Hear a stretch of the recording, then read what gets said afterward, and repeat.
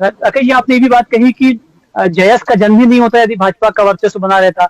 लोकेश जी, क्या लगता है आपको, क्योंकि भाजपा से पहले तो कांग्रेस का गढ़ रहा है झाबुआ, तो कांग्रेस का वर्चस्व खत्म, कांग्रेस का वर्चस्व भी खत्म हुआ है इसका मतलब? झाबुआ जिले में ये देखिए, हम लोग तो कह रहे हैं कि मध्य प्रदेश में पिछले 75 वर्षों से कांग्रेस की भी सरकार, कांग्रेस के विधायक हम लोगों ने बनाए। लोकेश जी आपको बोल रही, आपसे बात करता हूँ, बोलिए। कांग्रेस के पिछले 75 वर्षों में आदिवासियों ने कांग्रेस के विधायक भी बनाए, भाजपा के विधायक बनाए, लेकिन जो आदिवासियों की स्थिति है वो जैसी की तैसी है। अब आदिवासियों की स्थिति बदली है ना, बदली नहीं है। तो ये क्यों नहीं हुआ? हम लोग दोनों पार्टियों से सवाल करना चाहते हैं। अभी प्रवीण जी कह रहे थे कि डॉक्टर हीरालाल अलावा जी से या आनंद राय जी से जैसे, नहीं है भाई साहब, आप गलतफहमी में है। डॉक्टर हीरालाल अलावा जी कांग्रेस के विधायक है, कांग्रेस के सदस्य हैं। डॉक्टर आनंद राय जी बीआरएस के सदस्य हो चुके हैं। जयस आदिवासी युवाओं का विचारधारा है, ये आदिवासी युवाओं से संचालित होता है। हम लोग एक जिम्मेदार पदाधिकारी हैं, सिर्फ हम हमारी जिम्मेदारी निभा रहे हैं। लेकिन इन दो लोगों से जयस नहीं है, जयस पूरे आदिवासी समाज के यूथ हैं, उन लोगों से संचालित होता है। इस बात को स्पष्ट कर देना चाहता हूं। दूसरी बात यह है कि हम लोग कांग्रेस और भाजपा को दोनों को नकार चुके। आदिवासी समाज दोनों को पसंद नहीं कर रहा है। अगर पसंद करता तो इस बार त्रिस्तरीय पंचायत चुनाव में ये रिजल्ट देखने को नहीं मिलते। आपको उस रिजल्ट को तो मानना पड़ेगा। राकेश जी ने स्वीकार किया है कि वो रिजल्ट आया है, तो कहीं ना कहीं दोनों से नाराजगी है। तो नाराजगी इस बात की है कि आदिवासियों के 75 सालों में आदिवासियों के विकास के नाम पर आदिवासी जमीनों को छीना गया।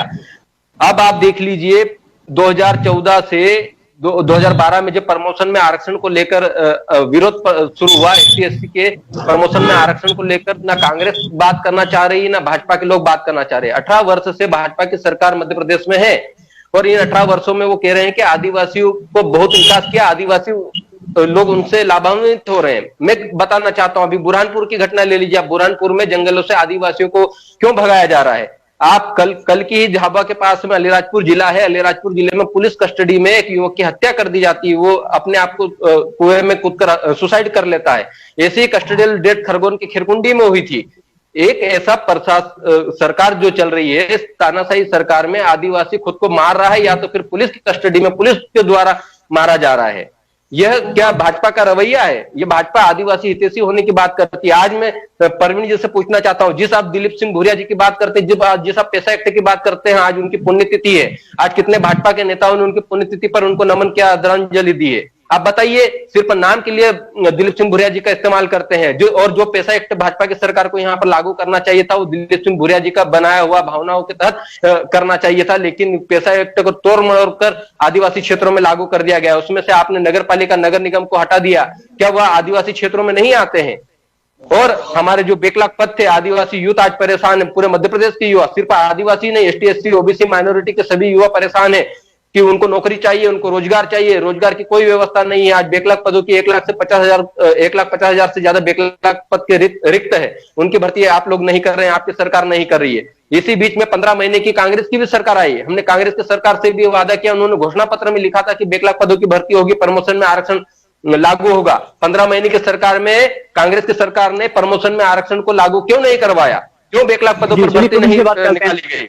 ये जो मुद्दे हैं, और खासकर आदिवासियों का एक और बात कहना चाहता, खासकर आदिवासियों का 5वीं अनुसूची का मुद्दा, जिस 5वीं अनुसूची की लड़ाई को लड़ते हुए जयस की विचारधारा जो खड़ी हुई है, उस 5वीं अनुसूची के लिए दोनों ही दल बात नहीं करना चाहते। तो हम आदिवासी लोग अब दोनों ही दलों के साथ इस बार नहीं जाएंगे। हम लोग हमारा लोकेश थोड़ा स्पष्ट करिए, 5वीं अनुसूची आखिर है क्या? क्या 5वीं अनुसूची जो अनुच्छेद 244(1) के तहत जो हम लोगों को विशेष प्रावधान दिए गए हैं, आदिवासियों का एक पार्शियली एक्सक्लूडेड एरिया जो दिया गया है, उस एरिया में 100% स्वशासन जो होता है वो आदिवासियों का होता है। वहां से कलेक्टर से लेकर आपके चपरासी तक की जो नौकरी होती है वो आदिवासियों को दी जानी चाहिए। आज आप देख रहे हैं कि आदिवासी एरिया में ऐसे अधिकारी और भाषा को नहीं समझते, इसके कारण आदिवासियों को जेलों में बंद कर दिया जाता है। लोकेश जी प्रवीण से बात करते हैं, क्योंकि समय कम है। प्रवीण जी,